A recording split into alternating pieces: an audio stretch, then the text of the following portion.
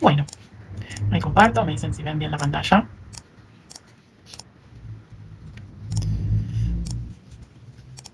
Ahí estamos, ¿lo ven? Sí, profe. Muy bien, genial. Bueno, es el ejercicio 5, ¿sí? Del mismo tema. Nos plantean todo esto. Como decía la compañera, sí nos dan en general bastante información, ¿no? Nos dicen, el costo de producción de ciertas varillas de metal es de 12 pesos por unidad. El diámetro de una varilla elegida al azar es una variable aleatoria. Históricamente se sabe que el 10% de las varillas se descartan porque tienen un diámetro menor que 9,9 centímetros. El 15% de las varillas se venden como de segunda calidad a 20 pesos por unidad, pues tienen un diámetro mayor que 10,1 centímetros. Las varillas cuyo diámetro está comprendido entre 9,9 centímetros y 10,1 centímetros se venden como de primera calidad y pasan a la sección de almacenado. Al llegar a esta sección, se hace una medición más cuidadosa de su diámetro y si resulta menor que 10 centímetros, se clasifica como varilla delgada y se vende a 24 pesos. Y en caso contrario, se clasifica como varilla gruesa y se vende a 36 pesos. Se sabe que el diámetro X de una varilla elegida al azar, de las que llega a la sección de almacenado, es una variable aleatoria con la siguiente función de densidad de probabilidad. Y nos dan la función para esta variable, ¿sí? Que es el diámetro. Finalmente nos preguntan, ¿cuál es la utilidad esperada por varilla producida? Y nos sugieren realizar un árbol de probabilidad sobre la situación planteada y dibujar la función de densidad de probabilidad. ¿Sí? Bien, entonces, ¿qué variables estaríamos teniendo que relacionar? ¿Y en función a qué cuestión? ¿O a qué cuestiones? ¿Qué les parece? Y X, que sería el diámetro de la varilla elegida al azar. Bien, ¿con quién?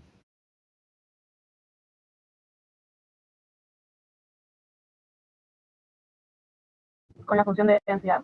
Bien, tenemos la función de densidad de justamente esa variable que es el diámetro, nuestra X, ¿no? Pero, finalmente, ¿con quién tenemos que relacionar el diámetro? ¿Sobre qué nos hacen, digamos, la pregunta?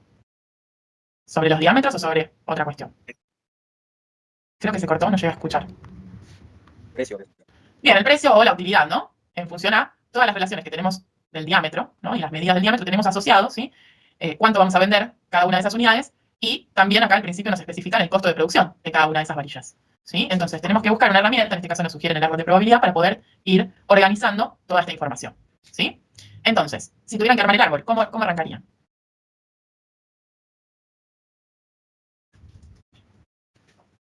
¿Cómo dividirían las ramas? El diámetro, o sea, de acuerdo al diámetro, la probabilidad. Bien, de acuerdo al diámetro, ¿sí? Tendríamos ¿qué posibilidades?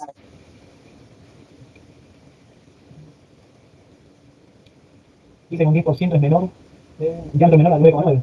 Bien, entonces esa sería nuestra primera división, ¿no? De varillas descartadas, podríamos llamarle. Nos especifican que ese 10% se descarta. Muy bien. ¿Qué otro grupo tenemos? De 9,9 a 10,1. ¿Qué pasa con esas varillas? Se almacenan. De 9,9 a 10,1 pasan a la sección de almacenado. Perfecto. Y ahí trabajaríamos con esta función, ¿no? ¿Qué otro grupo tenemos? ¿Alguno más? Mayor a 10,1. Bien, mayor a 10,1 que serían las de segunda calidad, ¿no? Muy bien, entonces vamos a ir planteando un poquito todo esto. Se descartan las que tienen un diámetro menor a 9,9. Después tenemos las de primera calidad, que son las que van a la sección de almacenado, entre 9,9 centímetros y 10,1. Y por último, las de segunda calidad, que tienen un diámetro mayor a 10,1. ¿Sí? Muy bien. ¿Con qué probabilidades? Nos decían dos, ¿no? Las del descarte eran un 10%, traducimos en 0,10. Y las de segunda calidad nos decían que era un 15%. ¿Sí? Entonces tenemos 0,15. ¿Qué va a pasar con las de primera calidad? ¿Qué probabilidad vamos a definir en función a estos datos que tenemos? 0,75. Muy bien, ¿sí? Simplemente porque son todas las posibilidades que tenemos, tienen que sumar 1, ¿sí? Entonces, por diferencia, sabemos que la probabilidad de las de primera calidad es 0,75. Muy bien. ¿Qué pasaba ahora con las de primera calidad? Si no recuerdan, vuelvo un poquito para atrás, no hay problema. Si tienen la guía a mano, lo consultan por ahí. ¿Cuál era la división? Si no, volvemos un poquito.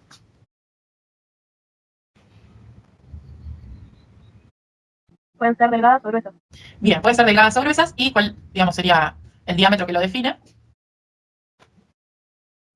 Y es menor a 10. Bien, pasa al almacenamiento. Tenemos delgada o gruesa, ¿sí? En función de, bien, lo mal animado acá sería que X sea menor a 10, ¿no? Y acá que X sea mayor a 10, ¿sí? Bien, y acá en esta rama tenemos la función de densidad de probabilidad, ¿sí? Que valía justamente para las que estaban con un diámetro comprendido entre 9,9 y 10,1, ¿sí? Y nos definen esa función de densidad, ¿no? Entonces, podríamos trabajar con las integrales y demás, pero por ahí es más fácil, ¿sí? Para ciertas funciones, realizar el gráfico y a partir del gráfico tratar de deducir las probabilidades asociadas para cada segmento que necesito, ¿sí? Entonces, les pregunto, en base a las probabilidades que necesitamos de delgada y gruesa y a las definiciones, que sería X menor a 10 o X mayor a 10, ¿qué probabilidad tendríamos para cada una de estas ramas?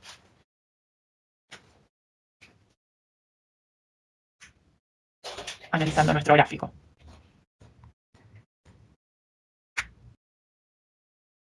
¿Qué pasa en el 10? ¿O en cuántas partes nos divide la distribución el 10?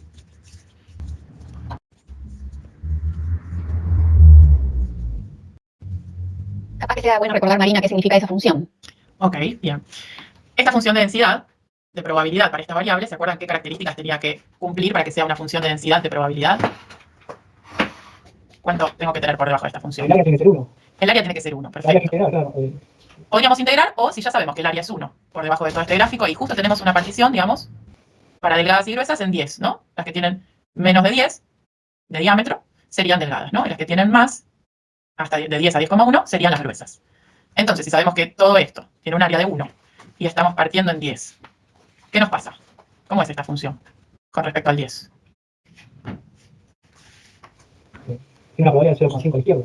0,5 a la izquierda y tenemos exactamente una simetría, ¿no? Hacia el otro lado, 0,5 a la izquierda, 0,5 a la derecha.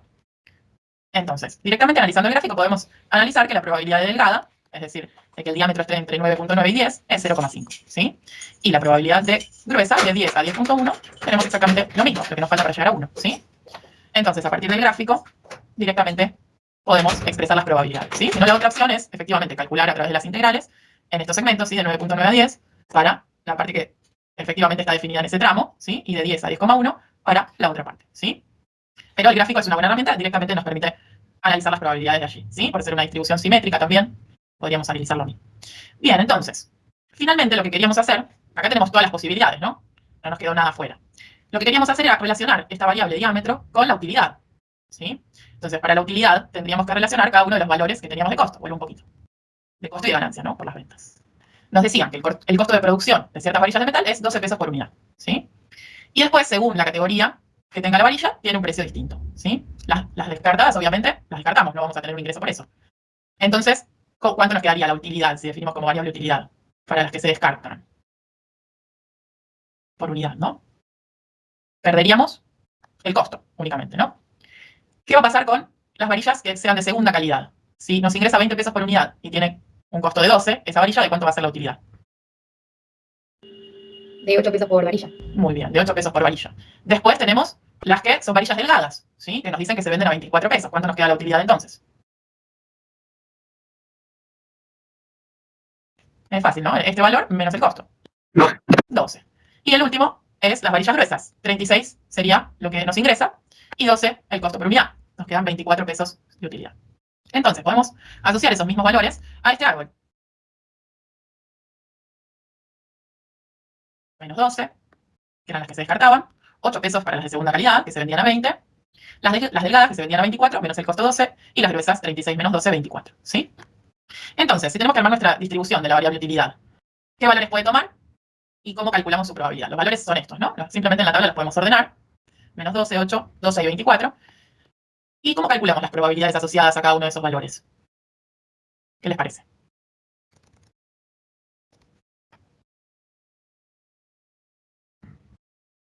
Para el caso de menos 12, ¿qué tiene que pasar?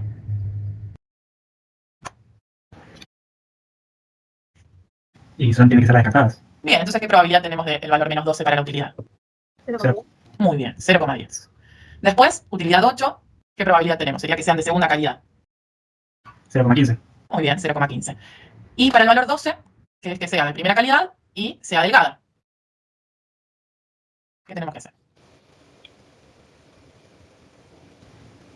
Habría que hacer la probabilidad de que sea delgada, dado que es de primera calidad.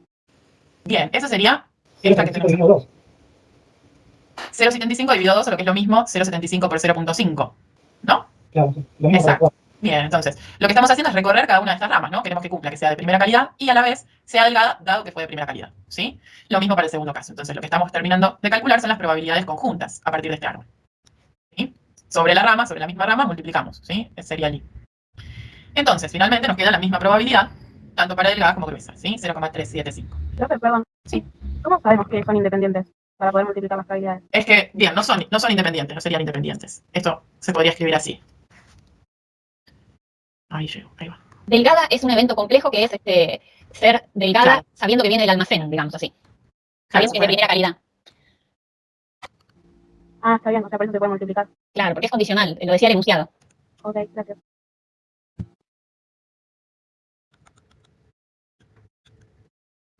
Sí, el suceso, digamos, ya lo definí con la condición, ¿sí? Si no tendría, si se define directamente delgada solo, tendría que ser delgada, dado primera calidad. Pasa que habría que poner los diámetros, ¿no? O definir también primera calidad. Si no se puede poner dado que la X es, o está entre 9.9 y 10.1, la probabilidad de que sea menor a 10, ¿sí? También se podría utilizar esa nomenclatura. Eso depende de cómo lo vayamos definiendo. Sería X menor a 10, dado que la X se encuentra entre 9,9 y 10,1. ¿Sí? Siempre en el árbol, acuérdense que en las ramas las van condicionales, ¿sí? Muy bien. Bueno, ¿estamos bien hasta acá en nuestra consulta? ¿Quedó claro lo de la nomenclatura? Sí. Sí, bien. Genial. Bueno, entonces, finalmente, ¿qué nos pedían? Bueno, un poquito para atrás. ¿Qué teníamos que calcular con esto de la utilidad? Ya, ahí está. ¿Cuál es la utilidad esperada por varilla producida? Ya encontramos cómo se distribuye la utilidad, qué valores toma y con qué probabilidad. ¿Será el porcentaje del precio total dependiendo de la cantidad de villas que se hizo? Sí, ahí necesitaríamos ese dato, ¿no? Claro. Pero la pregunta es por varilla producida, Claro. por varilla. Habría que calcular el promedio. Muy bien, la esperanza o el promedio, ¿sí? Me muevo todo, repito, y llegamos a la próxima. ¿Cómo calculamos el promedio? A partir de esta variable. Multiplico cada utilidad por la probabilidad y la suma, ¿no? Muy bien. La esperanza, cada valor de probabilidad por su probabilidad, ¿sí? Hacemos las cuentas. Menos 12 por 0,10, 8 por 0,15, 12 por 0,375 y 24 por el mismo valor. Y nos queda menos 1,2, 4,5, 9 y 1,2. Finalmente, 9 más 4,5 nos da una utilidad esperada por varilla producida de 13,5 pesos. ¿Sí? Entonces, vemos cómo asociamos a una variable que era continua, ¿sí? Y a un determinado contexto, ¿no? Porque esa variable continua funcionaba dentro de una de las especificaciones. La relacionamos con una variable que es de tipo discreta, ¿sí? Para analizar su esperanza. ¿Sí? ¿Estamos bien con esto que resolvimos? ¿Alguna duda? Bueno. Bueno, ¿Por sí. qué sería discreta esta variable? Bien, porque ves que toma valores puntuales y entre cada uno tenemos un salto, ¿sí? Los únicos valores que puede tomar la utilidad bajo todo este contexto son estos. ¿Sí? Sí, sí, está bien. Bien. Y acuérdense siempre que son discretas, el tratamiento es de una manera y cuando son continuas, el tratamiento es distinto, ¿sí? O sumamos, por ejemplo, para este caso de la esperanza, o integramos, ¿sí? Para las continuas. Bien, entonces les proponemos, a partir de este ejercicio, como les habían pedido también practicar cómo subir los archivos al campus, les proponemos realizar un ejercicio similar al que expuse recién. Está en el campus, en la unidad 4. Si ingresan, van a poder ver la actividad. No sé si la pusimos visible, si no la activo ahora. Sí, ya está, ya está. Ah, genial. Mientras hablaba yo la puse visible. Gracias, Julia. Bueno, ahí van a tener... Sí, En la sección 4, en la parte de actividades. Es la única que hay como actividad. Ejercicio práctico, distribuciones de probabilidad, se llama.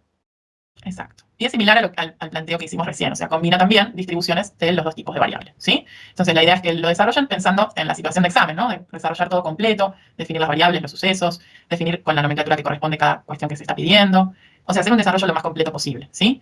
En base a eso, Julia ahora les va a comentar cómo sería analizado el puntaje, digamos, a partir de lo que ustedes vayan realizando. Ah, sí. Porque en realidad lo más interesante del ejercicio es que ustedes se vean con las dificultades estas, cómo defino los eventos para que se entienda, para que esté correctamente escrito, pero nosotros no vamos a mirar tanto eso. Eso lo van a mirar ustedes. O sea que esta actividad es para, en realidad, que ustedes practiquen esto de organizarse en hacer un ejercicio, pero lo que nosotros vamos a destacarles del desarrollo de ustedes no es eso, sino que es dos cosas. Para nosotras es para practicar cómo sacan la foto y cómo se lee la legibilidad de lo que ustedes mandan. O sea, eso por un lado, practicar subir la foto y si es legible. Yo les recomendaría que saquen la foto en un horario que sea cercano a la 1 del mediodía y que lo suban como para que tengan el mismo tipo de luz que van a tener el día del parcial, ¿vieron?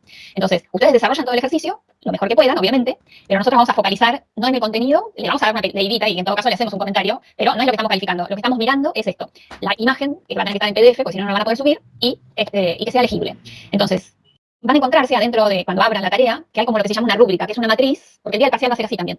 Hay una matriz que tiene distintas filas y en cada fila hay un criterio. Acá tienen solo dos filas, si la imagen es nítida o no, si la nitidez de la imagen y la legibilidad del archivo, de lo escrito, ¿no? De lo desarrollado. Y tienen varias columnas. Una columna que tiene puntaje 0, que es no entregó la tarea, una columna que tiene puntaje 1, que es entregó la tarea, pero puede mejorar. O sea, se lee la imagen, pero se entiende la letra, pero se podría Está por ahí mejorar. el lápiz y no Claro, se lee bien. no se lee bien. Y el que tiene 2 puntos, en una columna que vale 2 puntos, que es la que está todo bien, está todo adecuado, tanto la imagen, ¿no? Vale 2 puntos, una imagen adecuada, y una legibilidad adecuada vale 2 puntos. Ahora, uno dice, eso tiene como máximo 4 puntos, pero no, en realidad la tarea es como binaria, digamos, tiene 0 o 1. Se van a sacar 0 si no la entregan, se van a sacar 1 si sacan lo máximo. Y si en vez de sacarse 4 puntos se sacan 3 o 2, ¿no? O 1, como se normaliza a que el máximo sea 1, en vez de sacarse 12 van a sacar 0,5. O sea, es 2 sobre un máximo de 4, les va a quedar en la grilla 0,5, ¿sí? Entonces, la nota no es significativa para nosotros, por eso le pusimos como máximo 1, después incluso lo podemos borrar. Lo que es significativo es el procedimiento, practicar el procedimiento y que ustedes practiquen definir los eventos, definir las variables, etcétera, etcétera, etcétera, ¿sí? Y si no, entreguen algo, lo que si no, no pueden hacer el ejercicio por algún motivo que no sé, entreguen algo para que veamos la foto y que veamos si se lee, ¿no? Escriban por lo menos una hojita o dos, a ver si se lee. Y, ¿qué más era? También van a tener que practicar cuando suban la tarea, ustedes suben la tarea y después tienen que apretar un botón de enviar, les va a aparecer. Y en cuanto aprieten el botón de enviar, les va a aparecer en el correo institucional que su entrega estuvo hecha. Entonces, el día del parcial, ya sabemos, si les llega a ustedes, ustedes hacen todo el proceso, resuelven todos los ejercicios, sacan todas las fotos, suben, además van a tener que apretar el botón de enviar y ya les va a llegar automático a ustedes mismos que ya llegó. Si no les llega, nos van a preguntar ese día, el día del parcial. Y no les llegó, profesora. Si nosotros decimos, no, te falta enviar, te falta apretar el botón de enviar, tal vez, o te olvidaste de subir el archivo, no sé, algo pasó. Entonces, hoy, esa tarea es para ese procedimiento, desde el punto de vista de nosotros docentes, ¿sí? De ustedes alumnos es tratar de hacerlo lo mejor posible en contenido y además practicar esta logística del envío, que les llegue al correo. Así ya, ustedes solo saben que ya le enviaron y que llegó. No les va a decir cuántas hojas enviaron porque eso no cuenta. El sistema cuenta que entregaron un archivo, nada más, ¿no? Sí, tengan en cuenta también, perdón, que sean PDF los archivos, ¿no? Si no saben cómo armarlo, hay una aplicación para el celu, que creo que lo habíamos comentado, pero lo repetimos por las dudas. ScanScanner, ¿sí? Permite que saquen varias fotos y convierte todas esas fotos en un solo archivo PDF, ¿sí? Es bastante práctica, pero necesitamos agilizar y practicar en estos momentos, sobre todo previos al examen para estar más tranquilos, ¿no? Subiendo los archivos y demás. Como decía Julia, si hay alguna duda, nos consultan. Y si alguien tiene una imposibilidad y dice, no, yo la verdad que no puedo por algún motivo de la tecnología y de las circunstancias pasarlo a PDF, pero lo puedo mandar en Word o lo puedo mandar en foto, nos avisa, o sea, porque tenemos que instrumentar como otra cosa, ¿sí? No es que sea imposible, pero preferiríamos que sean los menos casos posibles. Si es que para ustedes es lo mismo, para nosotros no. El archivo PDF se nos abre, lo podemos corregir, si no tenemos que bajarlo, o sea, se nos complica a nosotros también.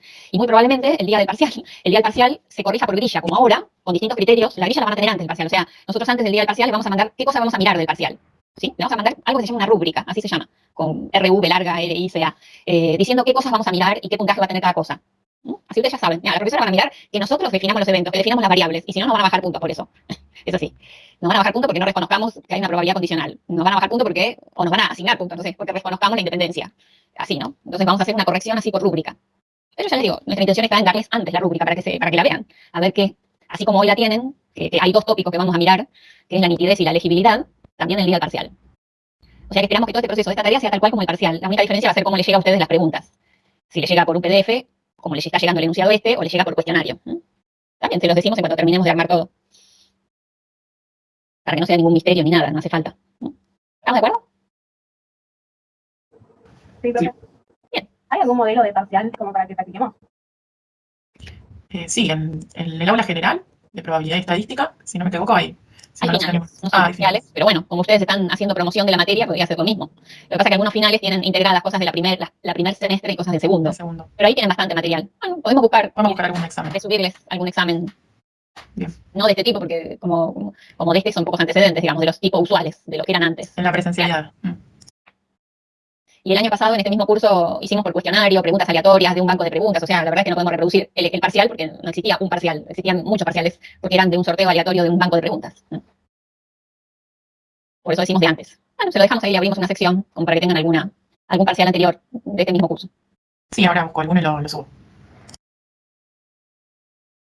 ¿Bien? ¿Preguntas al respecto? ¿Preguntas o comentarios? Digo, no necesita hacer preguntas. Yo digo preguntas, pero... Bueno, entonces... Profe, yo te quería preguntar sobre el tiempo. ¿Eso es de acuerdo al extenso que sea la evaluación o tenemos ahí un rango como para...? En general, nosotros hemos tomado parciales de 2 horas y los 15 minutos finales para sacar las fotos y enviar el archivo. O sea, 2 horas para escribir y desarrollar limpias, digamos, y 15 minutos para sacar las fotos y enviarlas. Ok, gracias, profe. Sí, no va a ser como estaban comentando el otro día de preguntas múltiple choice, que cada uno es 1 minuto y que tienen 1 minuto por pregunta y después si no tiene que pasar a la otra, qué sé yo. No, van a ser desarrollos. ¿No? Desarrollos durante esas 2 horas. Como tiempo máximo. Exacto. Y después un tiempo adicional de fotos y de envío de archivos.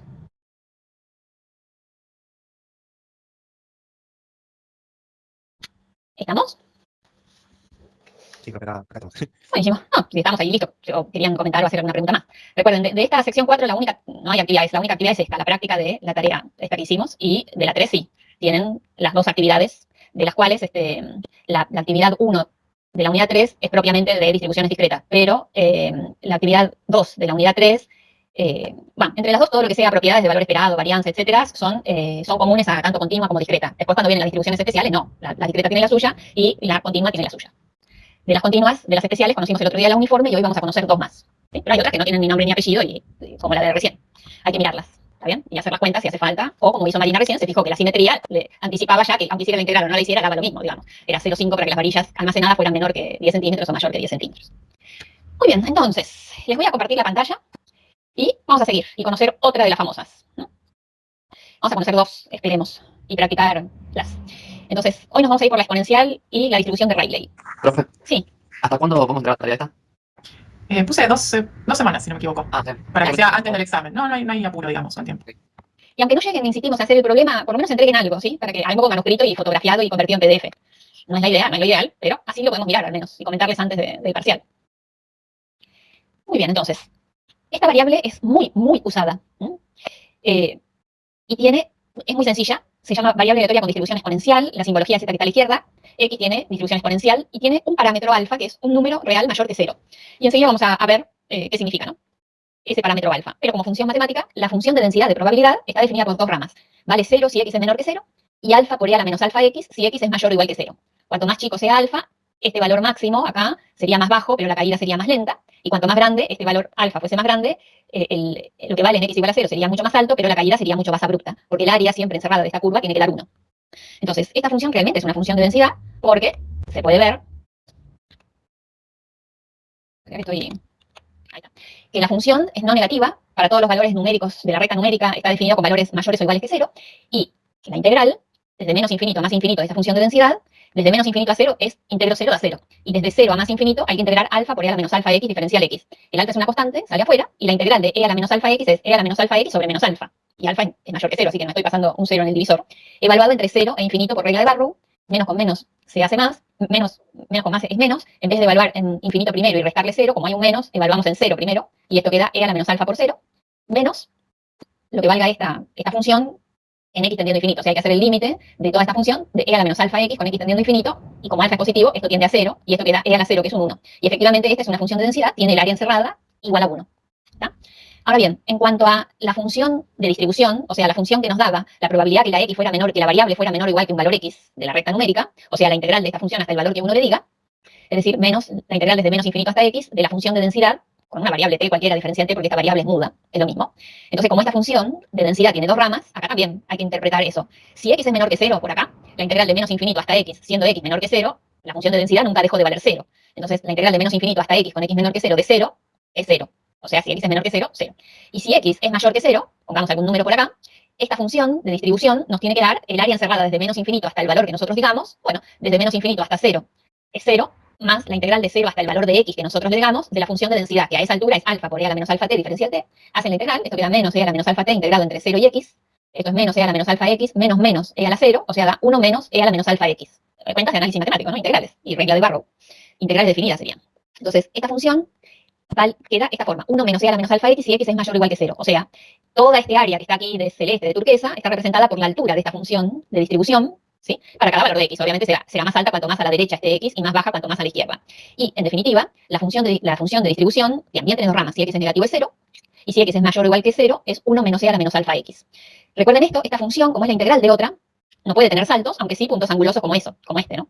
En cambio, la función de densidad sí se puede pegar saltos, ¿sí? E incluso puede valer valores mayores que 1 la función de densidad, mientras que en otra parte compense, porque en la función de densidad tiene que respetar esto, que el área total sea 1. En cambio, esta función de distribución tiene que ser siempre algo acotado entre 0 y 1. No se puede ir. Además de esta función, tenemos definida como la función complementaria. Esta marca la probabilidad que la variable sea menor o igual que un valor x. Esta es la función que acumula derecha, se llama, esta es la que acumula izquierda, esta es la que acumula derecha, generalmente se llama g, que nos va a dar la probabilidad que la variable sea un valor mayor que cierto número que nosotros le digamos, y es la integral desde ese número que nosotros le decimos hasta infinito de la función de densidad. Y por supuesto, como estas dos funciones sumadas dan 1, o sea, la f mayúscula más la g mayúscula sumadas dan 1, cuando esta f mayúscula vale 0, la otra vale 1. Y si la f mayúscula, la función de densidad, vale 1 menos e a la menos alfa x, es porque la g vale e a la menos alfa x. Estas dos sumadas tienen que dar 1, ¿sí? Entonces y esto es recordable, ¿sí? Porque lo vamos a usar inmediatamente. La probabilidad que una variable aleatoria con distribución exponencial sea mayor que un cierto valor, y ese valor es positivo, es e a la menos alfa x. Y alfa es el parámetro que caracteriza la función. Esta función de distribución se usa, por ejemplo, para el tiempo de vida útil de casi todos ¿cómo se llaman esto? Las componentes electrónicas, por ejemplo, como para que tengan una dimensión. Algunas piezas mecánicas que no tienen mucho desgaste también. La llegada a una estación de peaje o a un cajero del banco, o todo el tiempo de llegada, todo eso se modela con distribución exponencial. ¿Mm? En la medida que vayamos haciendo ejemplos van a haber distintas aplicaciones. Lo que sí ¿Le tiene, puedo consultar algo con respecto a la diapositiva anterior? ¿Puede ser que fíjese complementarios? son Sí, sumados sí. en uno. Claro, por eso. Quería... Exacto. Son como la F. Espera que en vez de rojo voy a poner otro color. Violeta. Como esta F.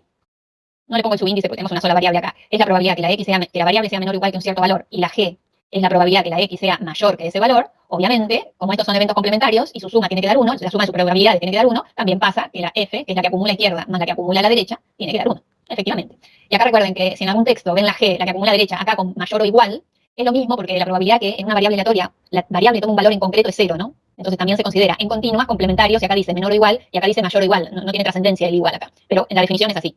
La que acumula a la derecha es a partir de ese valor, ¿no? A la derecha de ese valor. En cambio, la izquierda lo incluye. Esto sustancial puede ser en discreta, en continua, no tiene trascendencia, el menor o igual o el menor. Y son probabilidades de eventos complementarios sumadas tienen que dar 1, efectivamente. Bien, si vamos a ver el valor esperado de esta x, o sea, la mu de la x, es como siempre la integral de x por la función de densidad. Ahora, la función de densidad, todo integrado dentro de la recta numérica, de menos infinito a más infinito. Pero de menos infinito a 0, la función de densidad vale 0, acá ya no está escrita, y lo que queda es la integral desde 0 hasta infinito de x por alfa por e a la menos alfa x diferencial x. Todo lo que siga es cuenta de análisis matemático 1, ¿sí? O sea, que todo lo que siga es traerse la tabla de integrales. ¿Sí? Entonces, acá, la que más se adecua, obviamente, es la primera, ¿sí? Que nos dice cómo hacer esta cuenta. Y si no, la reconocen, la hacen por partes, etcétera. Pero yo acá tomé la tabla de integrales, algo de la parte de la tabla de integrales que me interesaba, que era x por e a la bx diferencial x. Decía que era e a la bx sobre b cuadrado por el polinomio bx menos 1, cuando b es distinto de 0. Acá alfa es mayor que 0, así que es distinto de 0. Este alfa es una constante que sale afuera, y la integral, una vez que alfa, que es una constante que sale afuera, la que queda acá es igualita que esta, donde lo que en mi tabla decía b vale menos alfa. Entonces, el alfa que salió afuera, y después esta función es lo que dice la tabla de integrales, pero donde dice b puse menos alfa, ¿no? Entonces queda e a la menos alfa x sobre menos alfa al cuadrado por menos alfa x menos 1, para evaluar entre 0 e infinito. Regla de Barrow, ¿no? Toda esta función a la 0, obviamente el menos alfa al cuadrado es alfa al cuadrado y queda 1 sobre alfa en el denominador, y cuando evaluamos todo el numerador en 0, queda e a la 0 por 0 menos 1, digamos así, y menos x tendiendo a infinito, esta parte, tendiendo a más infinito, esto tiende a 0, que es lo mismo que tender a infinito en el denominador, digámoslo así, y cualquier polinomio crece más lento que cualquier exponencial, entonces este límite da 0 y toda esta cuenta da 1 sobre alfa, ¿sí? En definitiva. Entonces, ya sé, hice primero una cuenta y después la otra, es lo mismo, ¿no? Esto hubiera quedado, hagan la cuenta como quieran, pero esto es simplemente aplicar Barrow. Y el valor esperado de x es 1 sobre alfa. Eso es lo que me interesa finalmente, ¿no? 1 sobre alfa. Quiere decir que si x tiene unidades, por ejemplo, es el tiempo hasta la primera falla de una componente electrónica, x tiene unidades de tiempo, por ejemplo, horas de uso, horas. Entonces, este alfa tiene que tener unidades, este valor esperado tiene que tener unidades de tiempo. Entonces, el alfa, y como el x tiene unidades de tiempo, el alfa tiene que tener unidades de 1 sobre tiempo, porque si no, todo esto no engancharía matemáticamente, ¿no? Y acá se nota, el alfa tiene unidades de x a la menos 1. Si x se mide en longitud, el alfa se mide en 1 sobre longitud. Si x se mide en tiempo, el alfa se mide en 1 sobre unidades de tiempo. De la misma manera, podemos calcular el valor esperado de x cuadrado, que es la integral de x cuadrado por la función de densidad desde menos a más infinito. Una parte vale 0 y la otra que hay que hacer la cuenta es entre 0 e infinito. Ahí yo usé la otra parte de la tabla de integrales, la que está copiada acá debajo. Hice todos mis cálculos, ¿sí? Hay una parte que me dio 0 y una parte que reconozco el valor esperado de x, integral que ya hicimos, multiplicado por 2 alfa. O sea que todas estas cuentas las pueden repetir al ritmo que ustedes necesiten, da 2 sobre alfa al cuadrado. Son integrales, nada más. Una vez que conozco el valor esperado de x y el valor esperado de x cuadrado, podemos calcular la varianza, que es lo otro que nos interesa en una variable aleatoria, que nos va a dar el desvío al cuadrado, ¿no? El cuadrado del desvío. O sea, es por la regla práctica, se la puede hacer, ya que tenemos estos dos cálculos hechos, el valor esperado de x cuadrado menos el valor esperado de x al cuadrado, y eso es 2 sobre alfa al cuadrado menos 1 sobre alfa al cuadrado, y esto es 1 sobre alfa al cuadrado. O sea, que la varianza de una variable aleatoria exponencial es 1 sobre alfa al cuadrado, y el desvío es 1 sobre alfa. ¿Ven? El valor esperado y el desvío valen lo mismo, 1 sobre alfa. Esta parte que está recuadrada es inolvidable. No obstante, en una transparencia le puse un resumen más adelante. Pero estos son todos cálculos de hacer con integrales. Es la diferencia que tenemos entre discreta y continua, que hay que arremangar las integrales. Lo que tiene esta variable aleatoria es que carece de memoria, que si bien se usa para el tiempo sin falla de componentes electrónicas, por ejemplo, porque las fallas de las componentes electrónicas, como lo electrónico se supone que no se sobrecalienta, tanto como lo mecánico o como lo eléctrico. Entonces las fallas suceden porque suceden al azar, ¿sí? Como los sucesos de Poisson. Entonces, el tiempo que pasa desde que el tiempo de vida útil hasta la primera falla se modela con una variable aleatoria exponencial. Pero esta variable a veces no se puede usar en cosas mecánicas que sobrecalientan mucho porque es una desmemoriada, no tiene memoria esta variable. ¿Qué quiere decir? Ahora se los explico y van a ver por qué no se usa tanto en mecánica cuando hay mucho calentamiento de las piezas. Esto es así. La carencia de memoria para cualquier variable aleatoria significa esto. La probabilidad que la variable sea mayor o igual que un valor x más un x0, sabiendo que la variable es mayor o igual que x0, es la misma número que la probabilidad que la x sea mayor o igual que un cierto número. O sea, x0 y x acá son valores los dos positivos. Entonces acá me dice, sabiendo que, supónganse que esta x sea el tiempo de vida útil de una componente hasta la primera falla. El tiempo hasta la primera falla. Entonces yo ya sé, x0 son 5 horas, supongamos. Y la x son 2 horas. Entonces, la X chiquita, ¿no? Entonces esto dice, sabiendo que tu componente ya está prendida desde hace 5 horas y sigue funcionando sin fallas, ¿cuál es la probabilidad que funcione más de 7 horas? 2 horas más después de lo que ya funcionó. Sería esto. Y la respuesta es, la probabilidad es igual que la probabilidad que tu componente funcione más, un número mayor o igual que 2 horas. Un tiempo mayor o igual que 2 horas. O sea, que no importa este x0, cuánto valga x0, sino cuál es el cachito que le agregan. A este x0 le estamos agregando acá un valor x positivo. Entonces me dice, sabiendo que la x es mayor o igual que x0, ¿cuál es la probabilidad que la x sea mayor o igual que ese x0 más un poquito más? Y entonces la respuesta dice, es la misma que la probabilidad que la X dure un cachito más. O sea, ese cachito que vos dijiste 2 horas o 3 semanas, bueno, es lo mismo que esto estuvo prendido X0 sin dejar de funcionar o no. Esta sería la historia. Esto es carencia de memoria. Con un ejemplo lo van a ver mejor, ¿sí? Pero por el momento vamos a probarlo. Este es un ejercicio de la guía que hay que hacer, ¿no? Y para eso tengo que recordar cuál es la probabilidad que la X sea mayor o igual que X, que un cierto valor. Que la variable sea mayor o igual que un cierto valor X. Entonces, eso era la G, o prácticamente la G. Como esta variable es continua, tiene distribución exponencial dentro de las continuas, recuerdo, que lo acabamos de conversar, que la probabilidad que la X sea mayor o igual que un cierto valor es lo mismo que la probabilidad que la X sea mayor que ese valor, y eso era la G. Y entonces la probabilidad que la X sea mayor o igual que este valor es simplemente E a la menos alfa X con X mayor que 0, obviamente. Entonces, tenemos que demostrar que esta probabilidad condicional es lo mismo que esta. Y les recuerdo, habremos llegado cuando lleguemos a esta expresión. Nada más, ¿no? Por eso está recuadrado.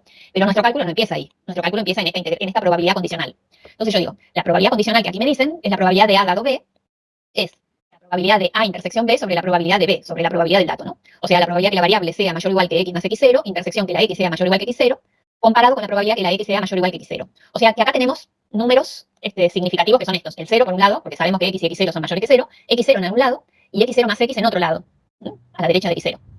Entonces, la probabilidad de la intersección que está en el numerador, por un lado tenemos que hacer que la X sea mayor o igual que X0. Listo, es esto. Y por el otro, que la X sea mayor o igual que X más X0. Esto rojo. Y nos piden la intersección de los dos. Bueno, la intersección de los dos es el más chiquito, es el rojo. Entonces, este numerador es simplemente la probabilidad que la variable sea mayor o igual que X más X0. Y en el denominador es la naranja, ¿no? Que la X sea mayor o igual que X0. Ahora, si usamos la función G, la que acumula a la derecha, esto sería E a la menos alfa por X más X0, y en el denominador E a la menos alfa por X0. Ahora, potencias de igual base, esto que está acá en el numerador, ¿sí? Esto que está acá en el numerador es lo mismo que E a la menos alfa X por E a la menos alfa X0. Que cuando lo dividen por E a la menos alfa X0, simplemente queda E a la menos alfa X. Y E a la menos alfa X es lo mismo que decir la probabilidad que la X sea mayor que ese valor, X mayor o mayor o igual, da lo mismo acá. ¿Sí? Entonces, esta carencia de memoria, hagamos un ejemplo y veamos. Supongamos que T, que es la duración en horas de una componente sin fallar, o sea, es el tiempo hasta la primera falla, tiene una variable aleatoria exponencial, y que nos dicen que el parámetro, esta variable T, se mide en horas, y nos dicen que tiene una distribución exponencial de parámetro alfa igual a 1 sobre 1000. Como en la definición de T ya está el horas, si no nos hubieran dicho en la definición de T que es el horas, habría que haber puesto horas, y acá en alfa habría que haber puesto 1 sobre 1000 por horas a la menos 1. Pero como está definido el tiempo en el cual se mide en la definición de la T, acá la alfa no aparece como con unidades. Pero si no definen esta palabra mágica que dice en qué unidades se mide el tiempo, si esto no estuviese, el alfa tendría que decir que vale 1 sobre 1000 por horas a la menos 1. El valor esperado de la X es 1 sobre alfa, dijimos que sería 1000, pero como ya sabemos, el valor esperado de la T, acá la X se llama T, el valor esperado de la T es 1 sobre alfa, como alfa es 1 sobre 1000, el valor esperado de la T es 1000, pero ya sabemos que T se mide en horas, o sea que si hay una respuesta que dar, el valor esperado el valor del tiempo esperado que esta componente funcione sin falla sería 1000 horas, esa sería la respuesta, ¿no? Pero insisto, como acá la T se definió en horas, acá no tiene unidades por ese motivo. Entonces, con estas características nos preguntan, ¿cuál es la probabilidad que T dure más de 2000 horas? Más de 2000, ya sé que se refiere a 2000 horas. Entonces, eso simplemente es agarrar la G y evaluarla, ¿no? O hacer la integral, como ustedes quieran. La G, recuerden, era esta que está acá arriba, E a la menos alfa X. La G de esta T, ya que la tenemos, la G de esta T sería E a la menos 1 sobre 1000 por T. Siempre y cuando T sea mayor que 0, ¿no? Si no, vale 1. Entonces, como T es mayor que 0, acá T es mayor que 2000 y 2000 es mayor que 0, evaluamos esta G en ese valor, 2000, dice es E a la menos 1 sobre 1000 por 2000, es E a la menos 2. ¿Sí? Y esa es la probabilidad, que la T sea mayor que 2000. O sea que esta componente dure más de 2000 horas sin fallar.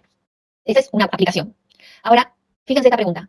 La probabilidad que tu componente funcione más de 7000 horas, sabiendo que ya estuvo funcionando sin fallar 5000 horas, ¿sí?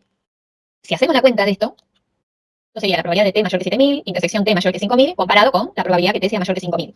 Como vimos antes, esta intersección es la probabilidad que T sea mayor que 7000 sobre la probabilidad que T sea mayor que 5000, el numerador sea a la menos 7, el denominador sea a la menos 5, el cociente sea a la menos 2. Estos dos valores dieron iguales. Esto es lo que significa carencia de memoria. Que si yo te pregunto, te acabas de comprar la componente, y te digo, ¿cuál es la probabilidad que esa componente dure sin fallar más de 2000 horas? Y es un número. Y ahora yo te informo, esa componente yo la compré hace 3 años. ¿Cuál es la probabilidad que te funcione 2000 horas más? Pero ya viene funcionando 3 años sin fallar. Y la respuesta va a ser la misma, E a la menos 2.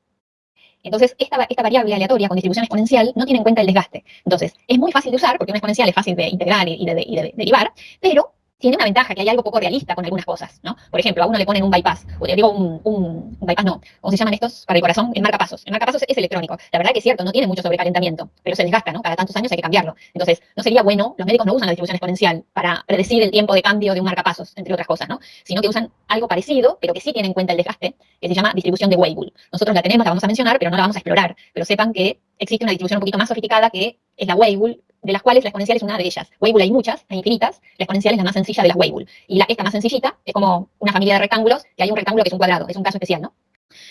Esta, en particular, la exponencial, le falta tener en cuenta el desgaste, por este motivo de la carencia de memoria. ¿Sí?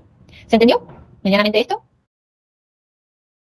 ¿Lo entendías? Sí, Bien. a mí me queda una duda. ¿Por qué la probabilidad de t mayor a 7000 sabiendo que t es mayor a 5000 era 7000? No me había quedado claro eso. Ah, mira, yo tengo acá, ya sé, que yo la había aprendido la primera vez a la hora cero. Uy, la había aprendido a la hora cero. No sé cómo volver. No sé cómo volver a la distancia anterior, mira. A ver, Porque si hago escape, bueno, desde abajo a la derecha, viste que está el zoom, la barrita más y menos, capaz que eso, es que no la tengo. ¿no? No. Ah, Si no, profe, pruebe control con la ruedita. Ah, buenísimo. ahí va, Es genial. lo que aprendí, gracias. Gracias, Jan. Sí. Mirá. Entonces, tengo el cero. Voy a escribir arriba, mira. Voy a escribir acá arriba. La aprendimos a esta hora por primera vez. Ya sé que al día de hoy esa componente estuvo funcionando 5000 horas. Y después en otro lado tengo el 7000, ¿no? Entonces, acá tengo la intersección de dos eventos, porque es una probabilidad condicional. La probabilidad de A dado B es la probabilidad de A intersección B sobre la probabilidad del dato, que es B. Entonces, la probabilidad que T sea mayor que 7000 es esta. Es contemplar este dominio, ¿no? T mayor que 7000 puede ser de 7000 para la derecha, hasta más infinito. Y T mayor que 5000 es desde acá hacia la derecha. La intersección de estos dos eventos, intersección, ¿qué cosas tienen en común? Es esto, la T mayor que 7000. Este es el evento T mayor que 7000. Este es el evento T mayor que 5000. La intersección de estas dos regiones matemáticas sería así, de estos dos dominios matemáticos, es el más chiquito de los dos, porque el más chiquito está contenido en el más grande. Entonces, la probabilidad de la intersección de estos dos eventos, como este evento está contenido dentro de este, es la probabilidad del más chiquito, que es la probabilidad de que T sea mayor que 7000. Sobre la probabilidad del dato, que era que T sea mayor que 5000. ¿Está bien? Sí, quedó claro, profe. Buenísimo. Gracias. No hay de qué. Bien, entonces, ahí tienen el resumen que van a necesitar en los ejercicios. De hecho, este era un ejercicio, ¿no? Estamos haciendo parte de un ejercicio. Acá tienen todas las características, pero la definición, para que ustedes y todo el mundo hagamos la misma cuenta, ¿cuál es el parámetro que caracteriza a la variable aleatoria exponencial que necesito? El alfa. Con el alfa me construyo todo lo demás, ¿ven? Todo depende de alfa, todo está escrito en función de alfa. Conozco alfa, conozco toda la característica.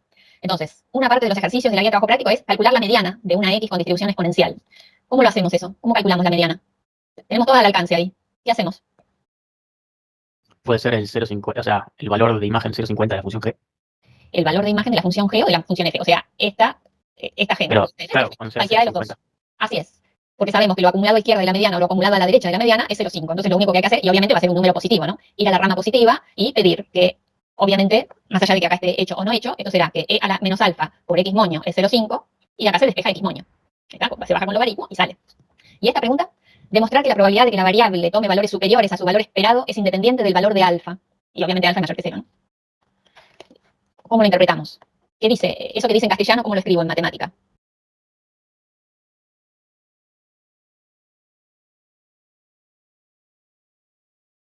Vamos por partes. Demostrar que la probabilidad, o sea, me están hablando de una probabilidad. De que la variable se llama X, tome valores superiores, o sea, que la X sea mayor a su valor esperado. ¿Pero cuánto vale el valor esperado? Y me fijo, 1 sobre alfa. 1 sobre alfa, me dice, haga la cuenta de esta probabilidad y vea que el resultado que va a obtener no va a incluir a alfa, porque acá alfa está por todos lados. Sin embargo, la probabilidad que la X tome valores mayores que su valor esperado no depende de alfa. Y como esta probabilidad que la X tome valores mayores que 1 sobre alfa es la G, ¿no? Evaluado en 1 sobre alfa, si evalúan la G en 1 sobre alfa, con alfa positivo, tienen que ir a esta primera rama, y entonces evalúan la G, que es E a la menos alfa, en el valor 1 sobre alfa, y esto da E a la menos 1. Y E a la menos 1 no depende de alfa, claramente, es un número. Será 1 sobre 2,8182 y dará lo que tenga que dar. ¿Está? 0, y pico, pero no depende de alfa. Quiere decir que no importa cuál sea cualquier alfa, o todas las variables aleatorias exponenciales, la probabilidad que superen su valor esperado es un número fijo. No importa. En cambio, la mediana sí depende de alfa. Porque obviamente la mediana, que tiene que partir un área en 0,5, que vale 1 en 0,5, bueno, no es lo mismo si el alfa es más grande o es más chiquito, va a estar más cerca del origen o más lejos del origen. ¿Está? Pero, profe, una pregunta. Sí. Este valor esperado, o sea, también depende de alfa porque va a ser mayor o menor según, o sea, va a ser mayor mientras el alfa sea chico y menor mientras el alfa sea más grande. Perfecto. El valor esperado depende de alfa, vale 1 sobre alfa. Pero que la probabilidad que la X sea mayor que 1 sobre alfa no depende de alfa. Esa sería como la historia. Porque esto es así, mira, si vos tenés que pensar en esto. Si vos tenés un alfa que tiene una cierta caída, ¿no? Un cierto valor. Y esto es alfa. Pongamos que por acá está 1 sobre alfa. La probabilidad que la X sea mayor que 1 sobre alfa es esto. Ahora, suponete otra variable aleatoria que tenga otro alfa que sea mucho más bajo, ¿no? O que sea muchísimo más alto, pongamos al revés. Que sea muchísimo más bajo porque no me da. Si el alfa, pongámosle alfa prima, está por acá, ¿no? Como este valor es más bajo, la caída es menos abrupta. Es asintótico a 0, pero es menos abrupta. Esta es la variable, no sé, t o x, lo que uno quiera llamarle. Pero como alfa es más chica, 1 sobre alfa prima sería acá, está más a la derecha, porque este número, como alfa es más chico, no dije nada, como alfa es más chico, 1 sobre alfa prima es más grande, ¿no? Entonces quedaría, digamos, por acá. Cuando alfa es más chico, 1 sobre alfa es más grande, no estaba bien. Está por acá. Y me dicen que si yo, como esto tiene un decaimiento más lento, por más que parezca distinto, me dice que el área que está acá a la derecha es exactamente la misma, esto tiene un decaimiento más abrupto. Enseguida llega más cercano a 0. Entonces, el área en esta es exactamente lo mismo en esto, que tiene una caída más lenta, pero más extenso. O sea que el área encerrada acá es la misma, aunque abarque más longitud. Que esta, que tiene un caimiento más abrupto, cae más rápido, y entonces el 1 sobre alfa está más cerca del origen, y sin embargo este área encerrada es la misma que esta. Podés jugar con algún graficador, ponete valores de alfa y lo vas a ver. Me dice que el área que encierra esta acá a la derecha de este valor, 1 sobre alfa prima, es lo mismo que el que encierra en esta a la derecha de 1 sobre alfa, porque este número no depende de alfa. Va a ser lo mismo. Nada más que la forma geométrica va a ser distinta, pero el área encerrada va a ser la misma. O sea, acá yo no exageré, pero la caída acá es más abrupta. Cuanto más alto es el alfa, más rápido cae, ¿no? Entonces, acá es como que el área la abarca casi enseguida, y acá es más extendido, pero el área es la misma. Y eso significa que la probabilidad que la X tome valores mayores que su valor esperado es la misma. Pero el valor esperado está más a la derecha o más a la izquierda de una curva que cae más lento o más rápido. ¿Está bien? Sí, ahora entendí. Muchas gracias. Y les agrego, si no, algún dibujo hecho a máquina, porque así a mano es un medio complicado. Profe, yo tenía una pregunta respecto a una fórmula. Con respecto a la fórmula de f de x, le quería preguntar si es universal para las variables aleatorias con distribución exponencial, o sea que es propia de este tipo, o si puede variar, digamos, porque digo que es una función por partes. Me quería saber si es porque, o sea, esta función se debe a este ejemplo en concreto o si es igual para lo que vamos a ver. Todo lo que está acá recuadrado a la izquierda de la pantalla, todo eso es universal para todas las variables que tengan distribución exponencial con parámetro alfa. Todo eso es general.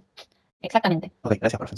Por eso se los ponía ahí como resumen, ¿ven? Así lo tienen ya ahí a mano. Eso es universal para todas las que tengan parámetro alfa. Ahora, si tiene 2 alfa, le tiene que cambiar cada vez que dice alfa, ponerle 2 alfa. Pero bueno, dado el alfa, todas tienen esa característica en común, todo. Todo eso está común para todos.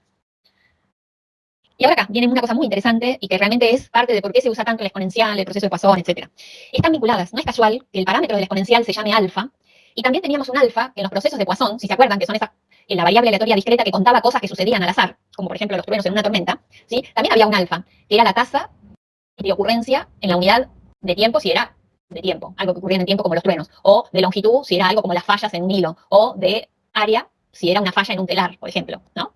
Entonces, había un alfa que después uno lo corregía multiplicándolo por el t o por el x y lo transformaba en un lambda para Poisson, pero teníamos un alfa. O sea, cuando nosotros teníamos un flujo de sucesos de Poisson, cosas que ocurren en el tiempo con una tasa de ocurrencia alfa, en el tiempo o en el espacio, pongamos que fijamos algo como el tiempo, ¿sí? Ahí ocurría un relámpago, ahí hay otro, ¿sí? Y entonces uno decía, bueno, la variable aleatoria que cuenta en un determinado tiempo, la cantidad de sucesos que ocurren en ese tiempo, o si esto fuera un espacio en ese espacio, era, sabiendo que alfa era el número esperado de eventos en la unidad de tiempo, era una Poisson de parámetro lambda igual a alfa por t, ¿no? Yo quería estudiar 8 horas de una tormenta y Matilde, que era mi meteoróloga amiga, y es verdad, por eso me acuerdo que le puse Matilde, porque yo tengo una meteoróloga amiga que se llama Matilde.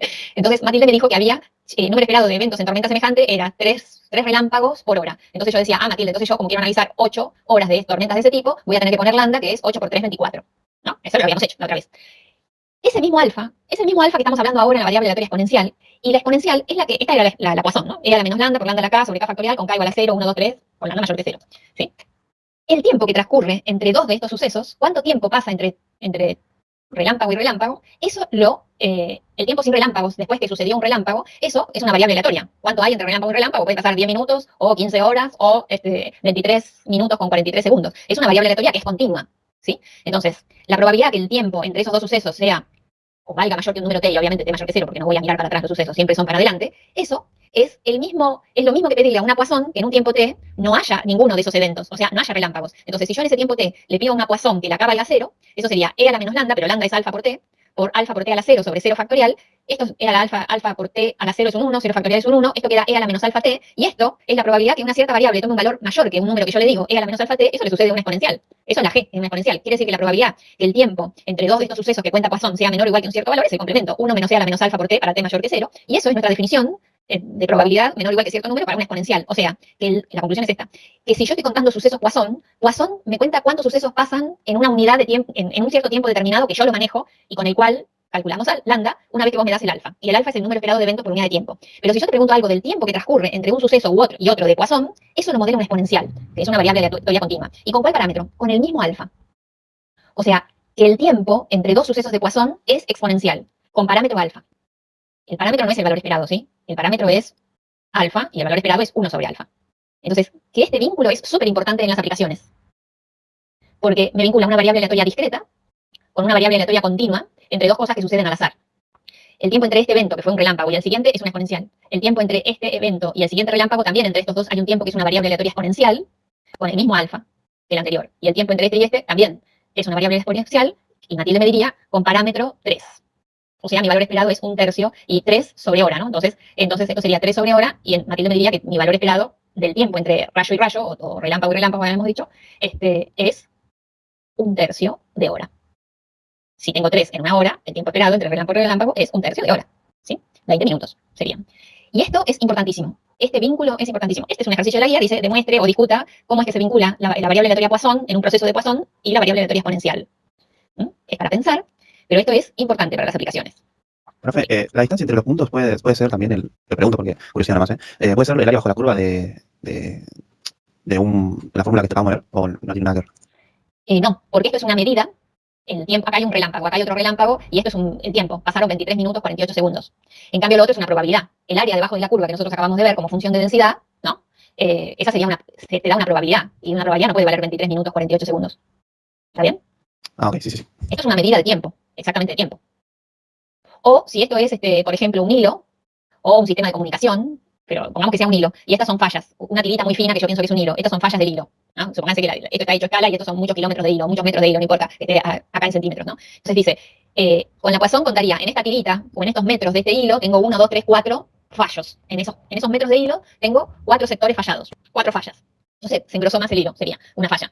O apareció un nudito, esas son las fallas. Y esta variable aleatoria violeta, la exponencial, me mediría la distancia entre un engrosamiento del hilo y el próximo engrosamiento del hilo. Y eso me diría tantos centímetros. Entonces, una me diría, bueno, en tantos centímetros de hilo, en tantos metros de hilo, vos tenés 4 engrosamientos. Y esta, o la probabilidad de tener 4 engrosamientos vale 0,90, altísima. Y esta variable violeta, que es la exponencial, me diría la distancia entre 2 de los engrosamientos. Si acá tenés un engrosamiento, con esta variable T, yo te estaría modelando la distancia hasta el próximo engrosamiento.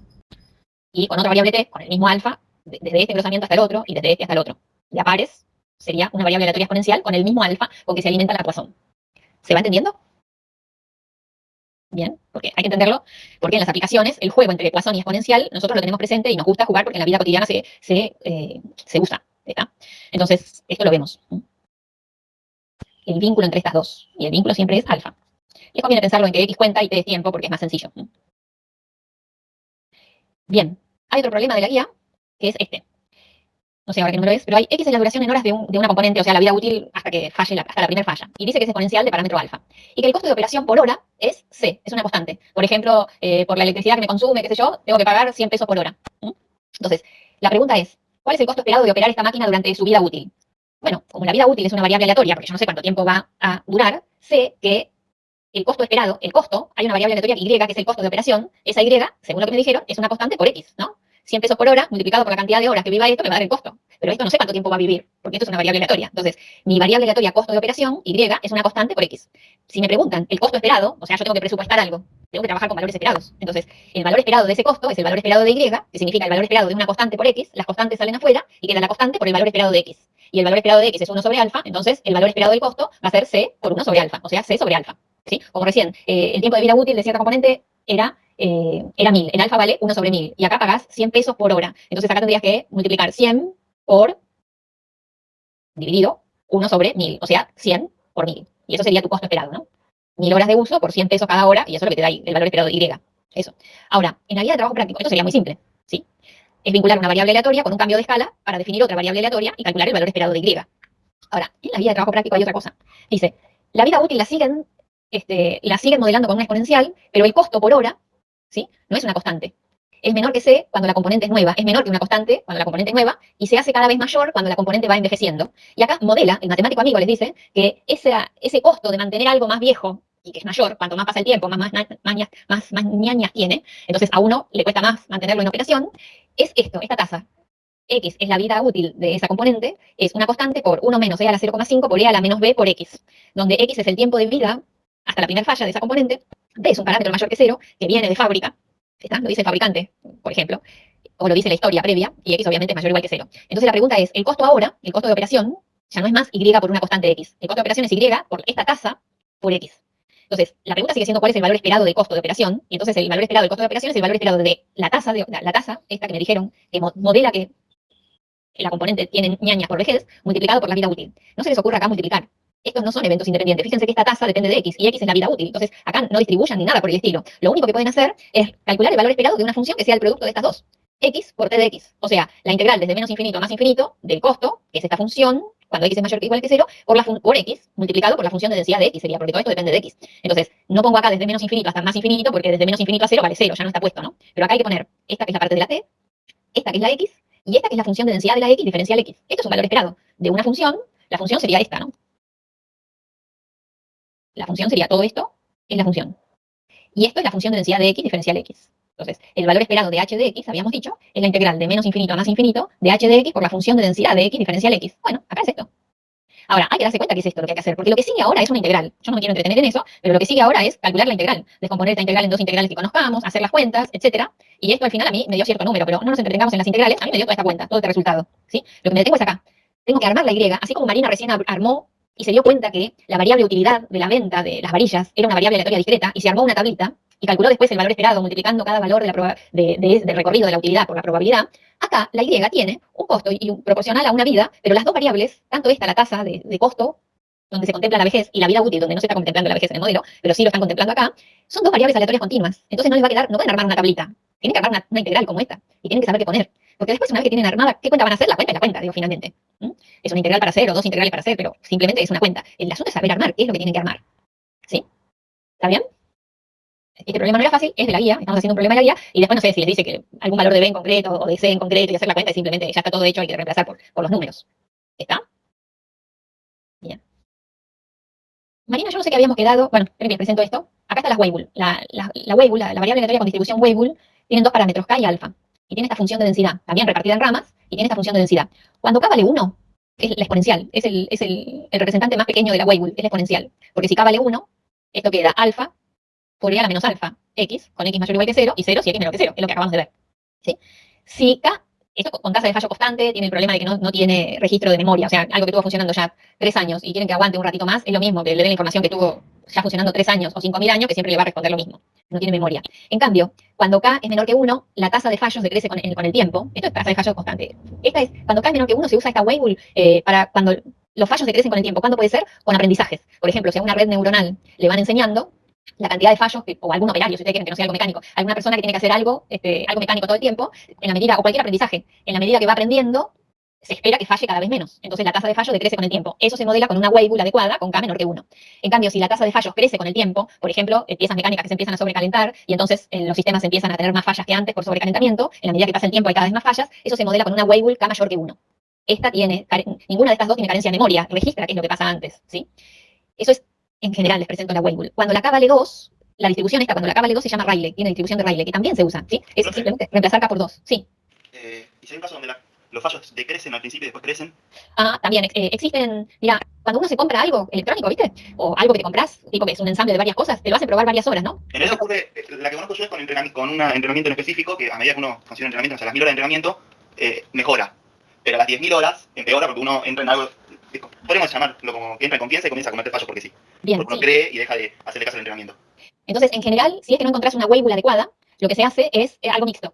Y haces para cierto valor, hasta cierto valor de X, pones un modelo y después de esa X pones otro modelo. Y haces un Frankenstein de estas. Es así, es verdad. Pero si no, a veces las fallas vienen, a veces tipo bañadera. Hay funciones que vienen tipo como bañadera, ¿no? Al principio tenés probabilidad de falla por desconocimiento. Pasado cierto adiestramiento, tenés una planicie, donde la tasa de fallas es constante y suceden fallas porque sí, nada más. Y después empiezan a subir. La tasa de fallas empieza a subir. O sea, tipo una bañadera, ¿viste? Así la curva. Entonces, eso también existe. Exacto. Y está acá todo en las familias Weibull metido. Como son flor de familia, nosotros vemos la más simple, que es la exponencial, y a lo sumo la Rayleigh tienen en la guía de trabajos prácticos, que es cuando las fallas crecen con el tiempo. No cuando decrecen, sino cuando crecen. Y lo que vos me pones es una mezcla de dos Weibull, un Frankenstein entre dos Weibull. Sí, y eso se hace por tramos, efectivamente. Hay que hacer adecuaciones, ¿no? Porque la constante que vos pongas acá, cuando vos haces por tramos, tenés que hacer que cuando vos unas los dos tramos, el área entera sea 1, ¿no? Porque esta función que tenés acá, el área de sí es 1. Si la enganchás con otra cuya área es 1, esta la recortás según experiencia, 1000 horas, 10.000 horas, y la otra la enganchás, tenés que hacer bien el enganche, ¿no? Después, que lo que te quede de Frankenstein después, tenga área 1 encerrado. Eso sí. Pero a veces jugando con los parámetros alfa y k, conseguís una Weibull como la que vos buscás, ¿eh? Sí. Por eso digo que son importantes las Weibull. Lo que pasa es que nosotros nos quedamos en este curso solo con la primera Weibull, que es la exponencial, o la Rayleigh. ¿sí? Que es la segunda, con K igual a 2. Marina, nosotros dijimos de hacer un ejercicio exponencial hoy. Sí, el 11. Dale, entonces, antes de presentarse la Riley, que la tienen, miren, en la guía de trabajo práctico es el ejercicio 13 y 14, tienen las curvas, tienen todo, lo pueden leer tranquilamente. Acá teníamos problemas planeados para ustedes para que contestaran ahora, pero en vez de eso prefiero que Marina nos haga un ejercicio, ¿sí? Bien, muy bien. Comparto. Ahí estamos, el ejercicio 11 del mismo trabajo práctico, ¿no? Bien, nos plantean que la duración en horas de un bulbo para radio de un tipo determinado obedece a una ley de probabilidad de tipo exponencial con parámetro alfa igual 0,001. Y nos piden, nos dicen, una empresa que produce este tipo de bulbos desea garantizarlos durante cierto tiempo. ¿Cuántas horas debe amparar la garantía de que el bulbo funcione para que haya una probabilidad de 0,95 de que funcione por lo menos el número de horas garantizado? Entonces, tenemos nuestra variable, ¿sí? La duración en horas para estos bulbos de radio. Nos especifican la distribución de probabilidad con su parámetro. Y de acá, ya Julia nos mostró un mini resumen, ¿no?, de la exponencial. Nosotros podríamos, a partir de saber cómo se comportan directamente las dos funciones, la de densidad y la función acumulada, a partir del parámetro definido, ¿no? Entonces, ¿qué nos están pidiendo en el punto A? ¿Qué tendríamos que encontrar?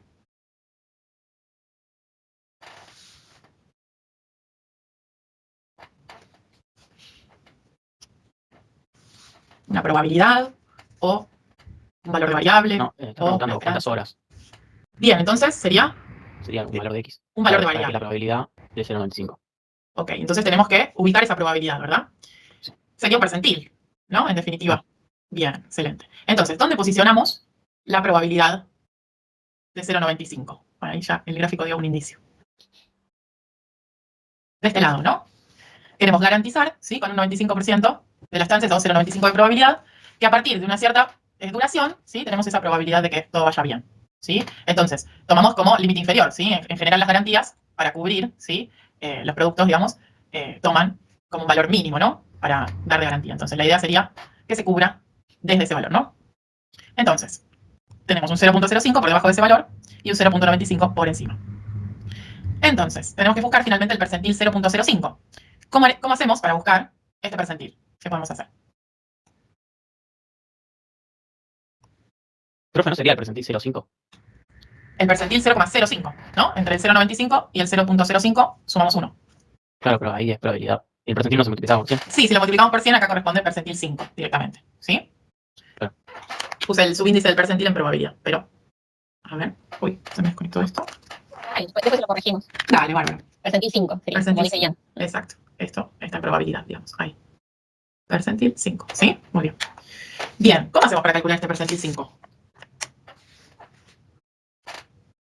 ¿No sería el valor de...? Ay, no me está saliendo. ¿No tendría que ser mayor a la probabilidad 0,05? Bien, ¿y qué función de las que tenemos podemos utilizar para buscar eso? La F grande, puede ser. La acumulada, ¿no? Mayor. Podríamos utilizar esta, pero al ya tener acumulada nos ahorramos integrar, ¿sí? Entonces directamente podemos tomar esta función. ¿Y qué hacemos con esa función? Se puede reemplazar el X. ¿Por cuánto? 0,05. En realidad tenemos como dato la probabilidad, ¿sí? Y lo que queremos encontrar es el valor de X, ¿sí? O sea, este es nuestro dato, ¿sí? Y este sería nuestro valor de X finalmente, el percentil 5, ¿sí? Entonces, la probabilidad acumulada hasta el valor de variable X que yo busco es 0,05, ¿sí? Entonces tenemos que igualar la función acumulada a ese valor, ¿sí? Para finalmente terminar despejando la X, que es la que está justo ahí, ¿sí? Que acumula por debajo de sí misma un 0,5 de probabilidad. ¿Estamos bien hasta acá? Sí. Bien, entonces despejamos, aplicamos el logaritmo, ¿sí? Bajamos el exponente, directamente habiendo despejado esto, ¿no? El 1 primero. Entonces, finalmente calculamos, bueno, ahí me quedó el despeje. 1 menos el e elevado a esto es igual a 0,05. Al hacer el despeje del 1 y del negativo nos queda 0,95, ¿sí? Entonces después finalmente bajamos el exponente y nos queda que la x es 51,29 horas, ¿sí? Entonces, para garantizar una probabilidad de 0,95 de que funcione, necesitamos amparar que por lo menos va a funcionar 51,29 horas este bulbo, ¿sí? Sí, ahí entendí. Muy bien. Preguntas como estas son, por ejemplo, ¿cuánto tengo que poner la garantía de los bulbos para si solo quiero atender por garantía al 5% de los compradores? ¿Ven? Es la misma pregunta. Claro, ahí nos estarían dando este porcentaje como dato, ¿sí? Muy bien. En el siguiente nos preguntan, un dispositivo utiliza 5 de estos bulbos y funciona mientras funcionen todos los bulbos. Los bulbos funcionan y fallan en forma independiente. ¿Cuál es la probabilidad de que el dispositivo opere por lo menos 100 horas? Y como segunda pregunta hay 1000 horas. Pero pensemos en, ¿qué estaríamos analizando ahora? 100 horas es el X. Pero tenemos los 5. O sea que habría que multiplicar la probabilidad por 5 ya que son independientes. Yo iba a preguntar si es la probabilidad elevada a la quinta, porque son 5 veces la misma probabilidad, entonces no es elevada. Efectivamente, ¿sí? Al comportarse independientemente podemos multiplicar esas probabilidades entre sí, ¿sí? Perdón, Que el primero funcione y el segundo funcione y el tercero funcione y así sucesivamente hasta el quinto, ¿sí? Justamente la probabilidad de la independencia, ¿sí? De la intersección de sucesos independientes. Entonces, ¿bajo qué contexto tendríamos que ir resolviéndolo, no? Deberíamos definir una variable que sea el tiempo que funciona el dispositivo completo, ¿sí? Yo le puse h. Y justamente funciona mientras funcionen los 5 bulbos, ¿sí? Y tenemos ahí la relación con la variable x. Entonces, buscamos que el dispositivo completo funcione por lo menos este tiempo, 100 horas. Entonces sería que el primer bulbo que funcione más de 100 horas, el segundo bulbo también tiene que cumplir lo mismo, así hasta el quinto, ¿sí? Y justamente estas intersecciones son las que, si sabemos que funcionan y fallan en forma independiente, podemos reemplazar por la multiplicación, ¿sí? Y acá estaba la igualdad, ¿sí? Que vimos en las clases anteriores, que no se cumplía en este contexto, tenemos la independencia, entonces podemos simplemente reemplazar por la multiplicación de los sucesos. Entonces, si cada bulbo se comporta como la distribución x exponencial, tenemos que buscar que se superen los 100 para un bulbo. Entonces sería esa probabilidad elevada a la quinta, ¿sí? ¿Por qué le puse 2 veces? No sé. Quedó 2 veces esto, ¿sí? Es exactamente lo mismo. Y nos queda entonces, acá, ojo, porque si nosotros buscamos la probabilidad de que x sea mayor a 100, ¿sí? Acuérdense que La función g. Exacto, la función g, ¿sí? Que Julia la tenía definida en el resumen, ¿sí? Yo al principio en la primera diapositiva solo puse la f, ¿sí? Así que acuérdense que la g no lleva el 1 menos, ¿sí? Es el complemento igual. Exacto, es el complemento, ¿sí? Entonces obtenemos la probabilidad y lo elevamos a la cantidad de bulbos. 0.6065, ¿sí? Esa es la probabilidad de que el dispositivo opere por lo menos 100 horas.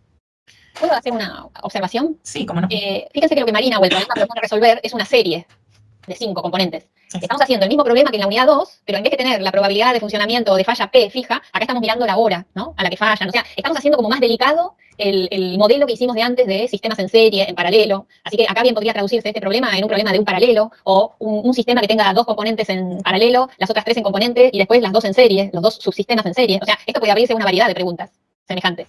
¿Está bien? Estamos como madurando lo que ya habíamos visto antes. Le estamos poniendo modelos a cosas que ya habíamos visto antes, ¿no? Exacto. Cada vez más realistas, digamos, así. Muy bien. Bien, la segunda pregunta sería qué pasa con las 1000 horas, ¿sí? Si queremos que el dispositivo opere por lo menos 1000 horas. Lo que nos cambia es la probabilidad final, ¿no? Nosotros queremos que el componente todo, o sea, el dispositivo todo, opere más de 1000 horas, entonces la probabilidad de la x ahora queremos que sea mayor a 1000. Pero, digamos, las mismas asociaciones que se hicieron para el ejemplo anterior funcionan para este, ¿sí? Que funcionan y fallan de forma independiente, nos permiten multiplicar las probabilidades. Y finalmente lo que tendríamos que buscar entonces en nuestra exponencial es la probabilidad de que se superen las 1000 horas. Utilizamos de nuevo la g y reemplazamos en la x ahora por 1000 en vez de por 100. Y obtenemos ahora una probabilidad mucho más pequeña, 0.0067. ¿Sí? El proceso para obtenerlo es exactamente igual. Bien. En el C nos hacen otro planteo. Nos dicen, otro dispositivo también utiliza 5 de estos bulbos y funciona mientras lo hagan por lo menos 3 de ellos. ¿Cuál es la probabilidad de que el dispositivo funcione aún al término de 1000 horas? ¿Qué pasa acá? ¿Qué nos aparece? Bien, ¿son dependientes los comportamientos entre los bulbos? Es decir, la probabilidad de que el dispositivo funcione depende de varios a la vez, digamos. Bien, depende de que sucedan por lo menos 3 de ellos que funcionen, ¿no? Bien, Sí. ¿Y qué estaríamos entonces contando? Justamente. Y tenés la condición de que por lo menos sean 3, así que ahora el procedimiento va a ser diferente. En vez de analizar 5, vas a analizar 3. Pero vas a tener el mismo criterio que el anterior. Ah, no, porque te cambié el... O sea, la probabilidad de que falle al término de 1000 horas debería ser menor a 2. O sea, menor a 2 bulbos que fallen. No sé ¿Y cómo cómo hacerlo. a ver, sí. Primero definamos la variable. ¿Qué estaríamos contando? tiempo, ¿no es? La cantidad de horas. No, probabilidad. La cantidad de bulbos que funcionan. Ahí va, la cantidad de bulbos que funcionan, ¿sí? Si justamente tenemos una restricción sobre la cantidad de bulbos que necesitamos que funcionen, eso es justamente lo que tenemos que definir. No sé, debería ser una binomial, digamos, que diga la cantidad. Exacto, a eso vamos a llegar finalmente. Muy bien. La idea es, tenemos esta variable que es cantidad de bulbos que funcionan con una cierta característica, ¿no? Que por lo menos tiene que funcionar 1000 horas. Eso es lo que nos especifican, ¿sí? O sea, para que el dispositivo finalmente termine funcionando aún al término de 1000 horas, ¿sí? Tiene que pasar que por lo menos 3 de los bulbos que tenemos en este dispositivo que utiliza 5, ¿sí? Por lo menos ellos tienen que durar 1000 horas, ¿sí? Para que el sistema final funcione. Pero ahí entran todas las combinaciones de cuál de todos los 5 bulbos funcionan y, como hacíamos antes, ¿se acuerdan que íbamos viendo cada caso particular? Eso lo podemos llevar o sabemos que se engloba dentro de un contexto binomial, siempre que la variable tenga la característica de ser dicotómica, o sea, que los bulbos funcionen por lo menos 1000 horas o, en caso contrario, no lo hagan, ¿sí? Siempre que tengamos una repetición de eventos independientes. Por eso al principio cuando analizábamos si era independiente el comportamiento entre los bulbos, ¿sí? Eso no varía. ¿Está bien? Se sigue manteniendo la independencia en el comportamiento de los bulbos, pero ahora la combinación entre ellos, ¿sí? Es lo que tenemos que analizar, ¿sí? Entonces, eso es lo que vamos viendo, ¿no? Tenemos una variable aleatoria discreta, una variable que es dicotómica, el funcionamiento independiente entre los bulbos, ¿sí? Entonces, todas estas condiciones y la repetición de este experimento nos llevan a poder contextualizar esta variable bajo una distribución binomial. Tenemos la cantidad de bulbos para analizar, que son 5, nos estaría faltando la probabilidad de éxito, ¿sí? Que es que un bulbo funcione por lo menos 1000 horas. ¿Cómo vamos a hacer para sacar esa probabilidad de éxito? ¿Qué les parece? ¿Quién era la duración de un bulbo? O del tiempo que funciona un bulbo. ¿Cómo la definimos? exponencial. La X, la exponencial. Entonces, queremos que funcione por lo menos 1000 horas. Y eso lo teníamos del punto anterior. ¿Se acuerdan que nos habían preguntado por más de 100 y después por más de 1000? ¿Sí? Entonces, tomamos esa probabilidad, si no, ¿qué tendríamos que hacer? Reemplazar en la función de distribución acumulada por el valor 1000, la G, ¿sí? Si queremos mayor, y nos daría este valor, ¿no? La probabilidad P de éxito. Entonces ya podemos trabajar con esta distribución binomial, ¿sí? Tenemos sus parámetros. Entonces, si tienen que funcionar, si tiene que funcionar todo el dispositivo, ¿no? ¿Qué condición nos piden justamente que se cumpla para que esto? Que Y sea mayor o igual a 3. Muy bien. ¿Sí? Que la cantidad de bulbos que funcionan, por lo menos 1000 horas, sea de por lo menos 3. Ya con eso nos aseguraríamos que el sistema funciona, el dispositivo. Y acá tenemos que tener en cuenta el recorrido de la variable binomial, ¿sí? Si queremos mayor o igual a 3, estamos incluyendo el 3, el 4 y el 5. ¿Sí? En este caso es lo mismo plantear por complemento o directamente la probabilidad, tenemos que calcular 3 probabilidades, ¿sí? Uy, ahí estamos. Entonces, ¿se acuerdan de la binomial, no? El número combinatorio de 5 en 3, para exactamente 3 bulbos que funcionen, la probabilidad de que funcionen, más del tiempo especificado, elevado a la cantidad de bulbos que quiero con esa característica, por la probabilidad del complemento, elevado a la cantidad de bulbos que no van a cumplir con que duren más de 1000 horas. Y así sucesivamente para los demás valores, ¿sí? Para el 4 y para exactamente 5 bulbos. Podemos hacerlo manual o pueden también ingresar al aplicativo, ¿sí? A buscar la probabilidad acumulada derecha. Esto nos da 0,2636, ¿sí? Entonces, finalmente la probabilidad de que el dispositivo funcione aún al término de 1000 horas es 0,2636. ¿Sí? Profe, Sí. tengo una consulta, porque acá la binomial es la cantidad que funcionan al término de 1000 horas. La exponencial no me llevo a acordar de cómo la habías definido. ¿Era que probabilidad de fallo o probabilidad de que funcione? Era la duración de los componentes, ¿sí? En claro. horas. Sí, sí. ¿Está bien? Entonces, en este caso es, por lo menos tiene que durar 1000 horas para que funcione. Sí. ¿Sí? Si no, habría que pensarlo, se podría pensar al revés, ¿no? Pero habría que definir todo en función de lo que no funciona. ¿Sí? Claro, si no sería el complemento de P. Claro, si definimos esta variable en función de que no funcione, tenemos que buscar el complemento de P, ¿sí? Genial. Bien. Sí, eso quería saber. Muchas gracias. Por favor. Bien. Acá tenemos otra relación también. Nos dicen, si se tiene otro dispositivo que funciona según el siguiente circuito, y nos dan un dibujo del circuito, nos dicen cuál es la probabilidad de que el dispositivo funcione aún al término de 1000 horas. ¿Sí? Esto representaría los bulbos, ¿no? Y las conexiones. Y este lo pueden intentar ellos, ¿no? Ok, me parece muy bien. Con todo esto que dijimos hasta acá, tienen que volver a Debería cambiar salir. de conexiones, le va a venir bien. Tal cual, muy bien. Y después hay otro similar también, si no me O le equivoco. vos podés dejarle y les proponemos que no lo lean la resolución. Se lo podemos dejar, no pasa nada, digo, el archivo. Claro, sí, sí, para que después puedan chequear si finalmente salió, pero la idea es que lo puedan plantear, ¿sí? Muy bien, y para eso voy a ir ahí y salgo ahora. ¿Estamos bien? ¿Con el tiempo ya estamos, no? Sí. Yo hago una consulta. Si podría repetirlo al percentil porque siempre medio que me termina confundiendo eso. Sí, cómo no. Vuelvo. Ahí estamos. Nos decían, ¿sí? Que tenemos los bulbos y queríamos garantizar que funcionen con una determinada probabilidad más de un determinado tiempo.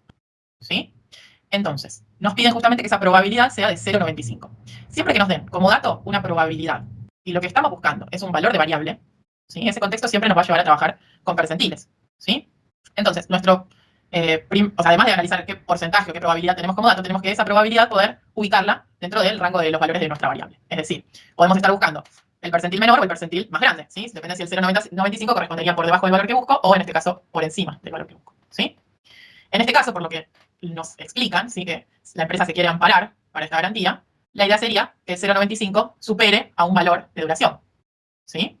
Por eso es que posicionamos el 0,95 por encima del valor que buscamos, ¿sí? Si estas son todas las duraciones, va a haber un 5% que no dure más del valor que busco y va a haber un 95% que van a durar más de ese valor que voy a dar como dato, ¿no? Para la garantía. Esa sería la idea.